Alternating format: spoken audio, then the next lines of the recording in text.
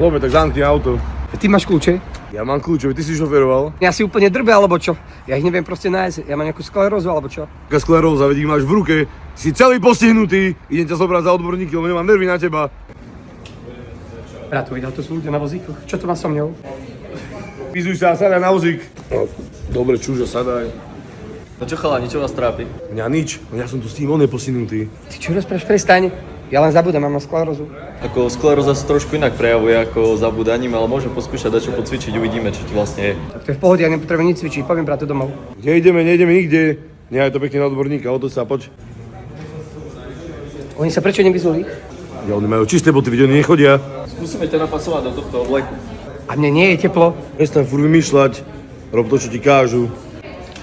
Čože on chodí? Vám je čo dneska všetkým? Nič není, ja len zabudám. Fú, aký sagán z teba. Skôr si pripadám ako nejaký potapač. No, skúsim to zapnúť, keď budeš niečo cítiť, tak povedz. To mi nič nerobí. Takže necítiš, hej? Ešte na plnom more, mám nervy na ňo už. Dobre. Bratu, so mnou sa niečo deje. Čo robíš s tou pravou rukou? Netreba šťať. Vyšťať, a to som vedel predtým, že mám nervy na teba, počkám ťa na bare. Nic som si nezabudol. Fú, kľúče mám, ešte že som ako môj brat. Teba brat nečaká? Ten mago, čakaj, čak!